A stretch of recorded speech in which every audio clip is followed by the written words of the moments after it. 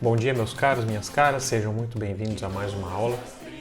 Estaremos estudando hoje a segunda carta do apóstolo João. Acompanhe até o final, tenho certeza que será uma excelente reflexão para todos nós. Culturas, línguas e nações, no tempo e no espaço virão te adorar. Muito bem, nos encaminhamos hoje então para a nossa segunda carta do apóstolo João. Uma carta bastante diferente das outras que nós vimos até então.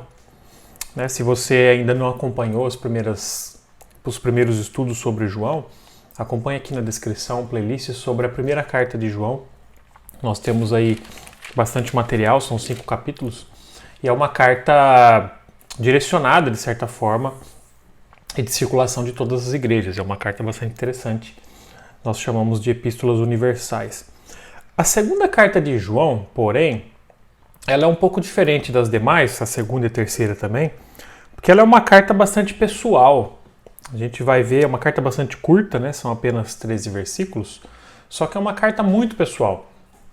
A carta, ela começa assim: João, o presbítero, lembrando que até a própria apresentação já é um pouco diferente, né? A palavra presbítero aqui, não entenda assim literalmente como esse cargo de presbítero que nós estamos acostumados hoje, né? Ou seja, João já está se colocando como alguém assim com um certo cargo.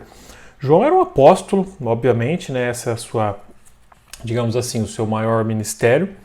Mas a palavra presbítero basicamente significa o ancião, né? Ou o idoso, uma maneira até respeitosa dele se colocar aí como alguém mais velho. Então não é uma apresentação no sentido de, olha só, eu sou o cara aqui lá em cima, você é o cara aqui embaixo. Até porque o próprio João tinha uma forma bastante pessoal de lidar com as pessoas, né? O tema das suas epístolas basicamente gira em torno do amor, é um dos seus maiores temas, né? Além do combate a várias outras heresias. E o apóstolo João, ele sempre muito carinhoso na forma de lidar com seus leitores, digamos assim, né? Com as pessoas a que ele endereçava suas cartas. Então, João, o presbítero, João, o ancião, é o começo da nossa epístola. E a apresentação, ela nos diz assim, nos versículos 1 e 2. A senhora eleita e aos seus filhos, a quem amo na verdade. E não apenas eu os amo, mas também todos que conhecem a verdade. Por causa da verdade que permanece em nós, estará conosco para sempre. Bom, já algum tema de discussões aqui entre algumas traduções ou entre alguns intérpretes. Lembrando, né, que por mais que hajam divergências entre interpretações sobre quem seria a senhora eleita, seria uma pessoa, seria uma igreja, isso não desmerece, isso não tira o brilho da essência da carta, né, que é o tema central tratado aqui. Porém, eu particularmente sou mais favorável, né, dentre os estudos, dentre as interpretações que a gente acaba lendo, a de que a senhora eleita e aos seus filhos seja realmente uma mulher cristã comum da época ali, uma pessoa conhecida do apóstolo João, a quem endereça essa carta. Há algumas interpretações, talvez um pouco mais alegóricas, no sentido de que a senhora eleita e os seus filhos seria a igreja de Cristo e outras igrejas. Eu não vou falar que está totalmente errada essa interpretação, até porque, como eu disse, não há um consenso 100% a respeito disso, mas eu pessoalmente tendo muito a de que João está se referindo realmente a uma mulher cristã, uma mãe de família aqui, cujos filhos também são conhecidos do apóstolo João. Então, a pessoalidade dessa carta não tira a beleza do texto e não tira a importância dela por estar aqui no Novo Testamento também. Okay? E alguns até traduzem, né, a senhora eleita, essa palavra senhora, né, a palavra Kíria, como o próprio nome da mulher, né, ou seja, a Kíria eleita, ou Kíria escolhida. Mas também é uma interpretação plausível, possível. Porém, boa parte das traduções acabaram mantendo como senhora mesmo, simplesmente, ou Kíria, enfim. Mas aí não vai afetar tanto a interpretação do texto em si, ok? Então a senhora eleita, né? Lembrando que por eleição aqui há uma discussão bastante recente sobre a presciência de Deus, sobre calvinismo e arminianismo, que eu não vou entrar nesse assunto aqui, né? O objetivo dessas aulas especificamente é explicar a epístola. E a epístola está considerando ela como uma senhora eleita, ou seja, uma senhora escolhida dentre todas ali, porque é alguém que recebeu a verdade do Evangelho. É isso que nós entendemos por esses textos. Então não vou entrar em discussões muito profunda sobre calvinismo, arminianismo, até porque isso não chega a ser tão relevante para o ensino das escrituras. Pode ser um pouco polêmico isso que eu estou falando aqui agora. Fala, como assim? Alguns vão arrepiar o cabelo e falar, como assim o estudo de Calvino não é relevante para o estudo das escrituras? Não estou falando que ele não escreveu coisas importantes, coisas muito boas, ok? Estou falando que para o entendimento das escrituras não é tão relevante para a interpretação, ok? Muito bem, meus caros, então vamos lá. Eu os amo muito, aqui ainda no versículo 2, né, por causa da verdade que permanece em nós, estará conosco para sempre. Então, essa é a apresentação, né, do apóstolo João, a senhora eleita e os seus filhos que ele conhece, que ele os ama. Ok? O conteúdo da carta em si, né, tem mais uma parte introdutória aqui no versículo 3, onde são os desejos, né, são os sentimentos do apóstolo João. Ele diz assim: a graça, a misericórdia e a paz da parte de Deus e de Jesus Cristo, seu Filho, estarão conosco em verdade, em amor. Lembrando que esse desejo da paz do Senhor ou da paz de Deus, que inclusive até briga entre algumas igrejas aí, o certo é a paz do Senhor ou o certo é a paz de Deus? O certo é aquilo que vem do seu coração de boa intenção. Um bom dia, muitas vezes, vale mais do que uma paz do Senhor, dita de maneira preconceituosa. Mas o fato, sim, é que de maneira muito singela, a paz do Senhor é uma saudação bastante importante, é uma saudação bastante interessante. A paz de Cristo, a paz de Deus, é uma forma de você desejar algo de bom para outra pessoa. Então, a graça, a misericórdia e a paz da parte de Deus, o Pai de Jesus Cristo, estarão conosco em verdade, em amor, encerrando essa primeira parte aqui, que é uma introdução dessa pequena carta. Ok? Entramos aqui no assunto da carta, a partir agora do versículo 4.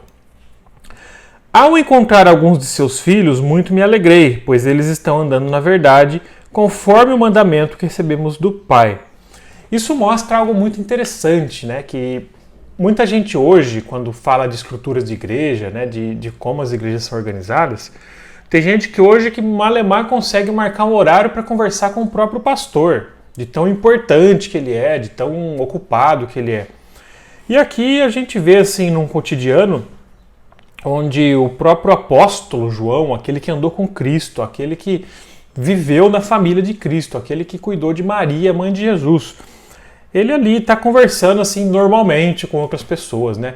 Eu fico imaginando nos dias de hoje, eu gostaria de falar com o apóstolo fulano de tal. Ah, não, peraí, você tem que ligar com a agenda dele, marcar um horário. Enfim, mas eu acho que a pessoalidade ela não pode ser perdida, né? Eu vou encontrar um pastor, eu vou encontrar uma pessoa na rua, eu vou tratar com a mesma cordialidade que eu trato qualquer irmão. Então isso é muito importante, a forma humilde, a forma simples como o apóstolo João se colocava aqui, mesmo sendo, a gente sabe que foi um dos mais importantes dos apóstolos de Cristo. Então ele encontrou aí com alguns de seus filhos, muito se alegrou, pois eles estão andando na verdade, ou seja, estão andando dentro daquilo que foi ensinado dentro do Evangelho. Lembrando que esse período que o apóstolo João escreve é um período onde a influência de algumas seitas, ou a influência de algumas não-verdades, ela é muito forte nesse período, e o próprio João vai fazer alguns alertas aqui para a gente e para o povo da época também. Então, andando na verdade, conforme o mandamento que recebemos do Pai. Esse é o final do versículo 4. Então, talvez seja interessante para uma mãe, né? Você vê hoje em dia muitas pessoas que se desviam do caminho, muitas pessoas que vão por outros caminhos torpes, muitas pessoas que são entregues aos caminhos das drogas e de vários outros problemas. E como deve ser interessante uma mãe receber uma carta de uma pessoa tão importante que o apóstolo João, dizendo: olha só, fico feliz que os seus filhos estão andando no caminho, na verdade. Eu tenho filhos pequenos ainda, talvez você que está me assistindo já tenha filhos maiores. Como seria legal, né, você receber uma carta de alguém falando bem dos seus filhos, que seus filhos estão andando em verdade, no conhecimento do Evangelho. Se esse não é o seu caso, né, claro que eu não estou aqui para condenar ninguém, se de repente seus filhos tomaram caminhos que não são necessariamente caminhos bons, nós temos também que ter a consciência de que as pessoas são independentes na tomada das suas decisões. As pessoas podem tomar os seus caminhos que infelizmente não são de acordo com os caminhos que o Pai orienta, que o Pai ensina. Então, eu peço para você nesse momento que ore, né, que continue nessa vida de oração, entregando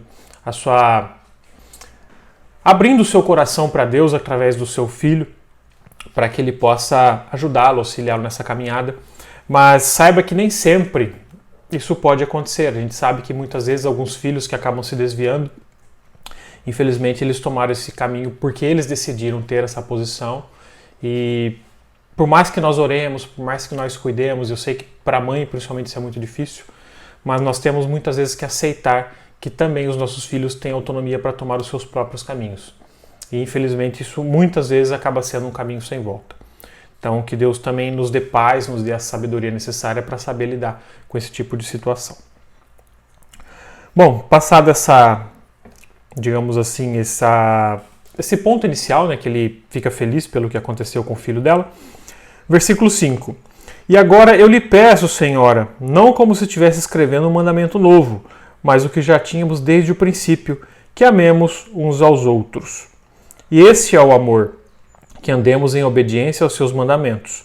Como vocês já têm ouvido desde o princípio, o mandamento é esse, que vocês andem em amor. Então, como o próprio João escreveu, ele não está falando nada novo. Olha, eu quero falar de um mandamento novo. Mas ele está falando efetivamente daquilo que já tem sido ensinado há muitos anos pelos apóstolos. Lembrando que João, na época de que escreveu essa carta, provavelmente já tinha bastante idade, já era um ancião. Então ele está reforçando isso que é muito importante em todas as cartas do apóstolo João, que é a questão do amor ao próximo.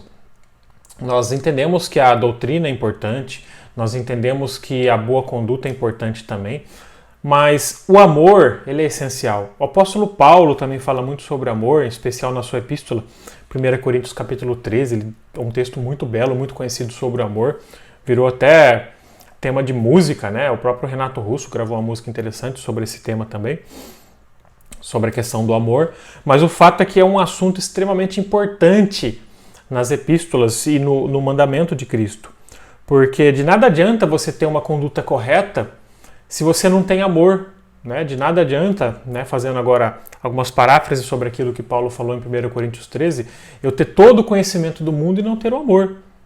Então João ele reforça muito isso, quando ele diz que o amor é importante. Hoje nós vivemos uma sociedade bastante repressiva, uma sociedade que gosta muito de julgar o correto, né, de julgar e condenar o errado. Não que seja errado você ter decisões corretas, mas o problema é que a forma como isso tem sido utilizado tem sido uma forma pouco cristã. Muitos que se dizem cristãos, na ênfase daquilo que é correto, na ênfase da ortodoxia, acabam se esquecendo muito da ortopraxia, da prática do amor. Isso tem trazido muitos prejuízos para a Igreja de Cristo, porque fica a imagem de que a igreja é aquela coisa assim extremamente rígida, que não recebe ninguém, que não tem amor para com ninguém. Eu não estou falando aqui em ser conivente com o pecado de outras pessoas, mas eu estou falando de abrir os braços e receber essas pessoas na busca por esse arrependimento. Então a igreja tem que ser muito carinhosa e muito amorosa nesse sentido também. Nós não devemos nos esquecer disso. Ok? A partir do versículo 7, nós encontramos algumas críticas, mais uma vez, algumas coisas que têm acontecido na igreja primitiva. Nos diz assim: de fato, muitos enganadores têm saído pelo mundo, os quais não confessam que Jesus Cristo veio em corpo. Lembrando que esse assunto, né, daqueles que não confessam a corporalidade de Jesus Cristo, eles fazem parte de algumas seitas que a gente já estudou alguns capítulos antes. Então, mais uma vez, chama a sua atenção para tentar assistir algumas aulas anteriores. Continuando aqui. Tal é o enganador e o anticristo. Lembrando que nós vimos que anticristos são muitos, como nós vimos no passado, que já têm atuado há muito tempo, que são aqueles que proclamam coisas que não estão de acordo com a palavra de Deus, e nós esperamos que talvez no futuro venha um anticristo mais representativo, que é aquilo que nós entendemos nos livros de Apocalipse. Mas o fato é que ainda reinam vários anticristos, várias pessoas que ensinam coisas que de fato Jesus não ensinou. Versículo 8.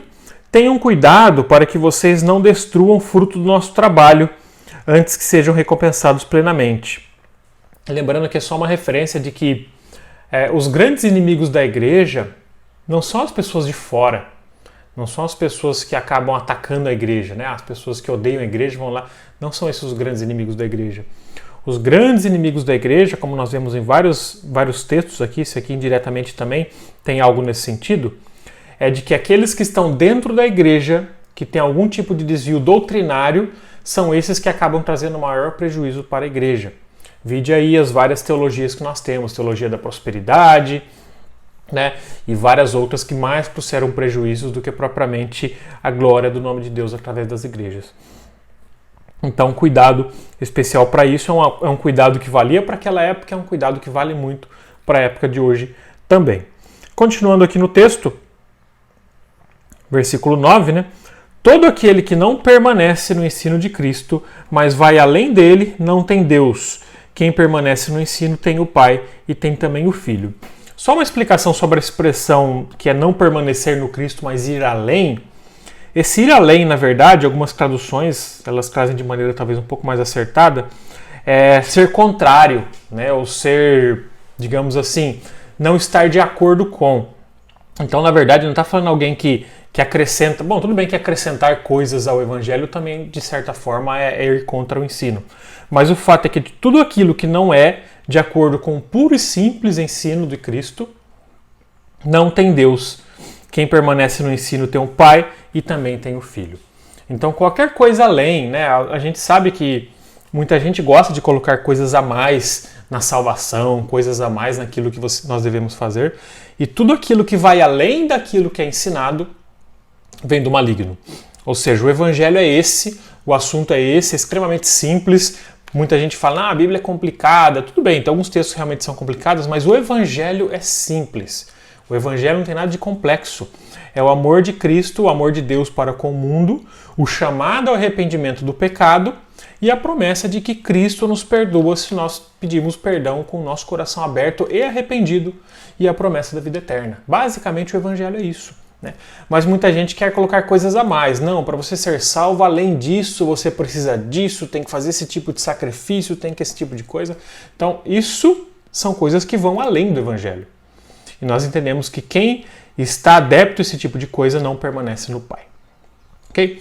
Caminhando aqui para a parte final, se alguém chegar a vocês e não trouxer esse ensino, não o recebam em casa nem o saúdem, pois quem o saúda torna-se participante de suas obras malignas. Cuidado com esse texto aqui. Esse texto não é uma abertura para você ser arrogante, para você não receber ninguém. Não é esse o contexto, tá? Estamos falando aqui daqueles mestres que saem ensinando doutrinas erradas. Por exemplo, se alguém bater na minha porta ensinando uma doutrina errada, eu não vou simplesmente chegar para essa pessoa, pô, que legal, quero conhecer mais dessa doutrina errada, entra aqui, vamos tomar um café junto e vamos falar sobre isso. Não. Mas também isso não me dá liberdade de eu simplesmente, sai daqui, seu herege. Não é assim que funcionam as coisas. Então alguém vai lá bater na minha porta e ensinar alguma coisa que eu não concordo, escuto, seja honesto em falar que eu não concordo e acabou. Eu não preciso dar abertura para ouvir algo que já aparentemente já está totalmente errado, né? Eu não preciso dar essa abertura. Então é isso que o texto está querendo dizer. Não está querendo dizer para que nós sejamos mal educados, né? Não receba ninguém na sua casa nesse sentido. Mas aquelas pessoas que você sabe que estão ensinando heresias, são pessoas que podem ser seus amigos, podem ser pessoas que você respeita, mas não são pessoas que vão na sua casa para ensinar alguma coisa. Esse é o grande ponto aqui do Evangelho de Cristo. Ok? Claro, alguma coisa que não seja relacionada ao Evangelho. De repente esse cara que está te ensinando uma heresia é o seu professor universitário que está te ensinando, por exemplo, uma aula de geografia. Opa, peraí, então eu não posso receber o ensino desse cara? O ensino relacionado ao Evangelho não, mas o ensino relacionado a qualquer outra coisa é uma pessoa normal, como qualquer outra. Ok? Por isso que diz aqui que quem o saúda torna-se participante das suas obras malignas, né? Não simplesmente, se eu der um tchauzinho pro herege, pronto, eu já sou operador do capiroto. Não é assim que funciona, tá? As coisas são... As pessoas gostam de muita literalidade, né? O apóstolo está sendo bastante claro aqui naqueles que saem para ensinar esse tipo de heresia, que era o grande problema do passado. Há que se fazer uma correta contextualização aqui. Muito bem, encerrando a carta aqui, né, uma carta bastante curta, no versículo 12, tenho muito que lhes escrever, mas não é o meu propósito fazê-lo com papel e tinta. Lembrando que o papel não é esse papel que a gente está acostumado aqui, né? O texto aqui se refere principalmente ao papiro. É um tipo de papel também, mas ele é mais vegetal do que o nosso. O nosso ele passa ainda por vários processos químicos. Mas aqui, na verdade, isso aqui só está dentro do texto para mostrar que Ele gostaria de falar mais coisas, mas não é no papel e na caneta que ele vai resolver essas coisas. Ele gostaria de visitá-los, né? Então, continuando o versículo aqui, não é com papel e tinta, né? Em vez disso, espero visitá-los e falar com vocês face a face, para que a nossa alegria seja completa. Os filhos da sua irmã eleita lhe enviam saudações. Mais uma vez mostrando a familiaridade aqui com todas essas pessoas envolvidas. Bom, o estudo da nossa carta é esse. Talvez você tenha estranhado um pouquinho, porque não é uma carta assim tão extensa, mas é uma carta muito pessoal, que nos traz muitas coisas importantes a respeito disso. Meus caros, antes de encerrar o estudo dessa carta, então, gostaria de fazer uma oração por todos vocês, para que o Senhor esteja nos abençoando e nos orientando. Amado e bondoso Deus, obrigado, Senhor, por esse momento tão singelo, Pai, de compartilhar um pouco desse teu estudo com os nossos irmãos, com as nossas irmãs que estão ouvindo essa mensagem. Que o Senhor abençoe ricamente a vida de todos, abençoe ricamente para que nós possamos estar cada vez mais abertos para conhecer o teu texto bíblico, Pai. Obrigado, Pai, porque essas aulas têm sido muito abençoadoras para mim também. Abençoe todos, é o que nós pedimos em nome de Jesus. Amém. Obrigado para você que acompanhou até aqui então. Não esqueça de deixar o seu joinha, ajudar no compartilhamento desse vídeo. Lembrando mais uma vez, como eu sempre reforço, são vídeos gratuitos, né? Não temos um canal monetizado, nem é essa a nossa intenção. É claro que, de repente, se o YouTube coloca alguma propaganda aqui no meio, nós não temos o controle. Mas não é um canal monetizado, nós não recebemos para isso. Aquilo que de graça nós recebemos, de graça nós passamos. E que vocês possam compartilhar e abençoar a vida de outras pessoas. Acompanhe os outros vídeos do nosso canal, temos pregações, temos mensagens infantis também. E que Deus abençoe ricamente a sua vida e desejo a todos uma excelente semana.